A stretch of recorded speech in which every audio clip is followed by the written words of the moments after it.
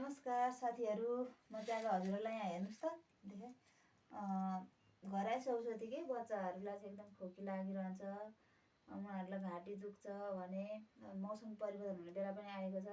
त्यसैले मैले चाहिँ आफ्नै घरमा घरायसी औषधि मेरो नानीहरूलाई चाहिँ मैले खुवाइसकेँ। फेरि पनि बनाउनलाई यहाँ तयार गर्दैछु।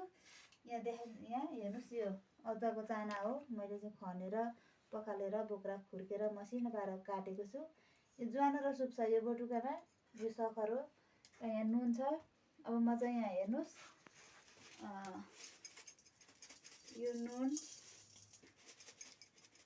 यो नुन र यो अदुवा चाहिँ सबै हालेर भुट्नुपर्छ। यो चाहिँ खरो पारेर भुट्नु पर्यो। यसलाई यसरी सबै भुट्नु पर्यो। यो ज्वानो सुप पनि भुट्नु पर्यो। अनि यो दुइटै भुटेर अनि म मिक्सरमा पिसेर अनि यो सखर चाहिँ अहिले पकाउनु पर्छ। अलिकति पानी हालेर पगालेर अनि त्यसमा भिजाउनु पर्छ। म यहाँहरूलाई देखाउने छु। धन्यवाद।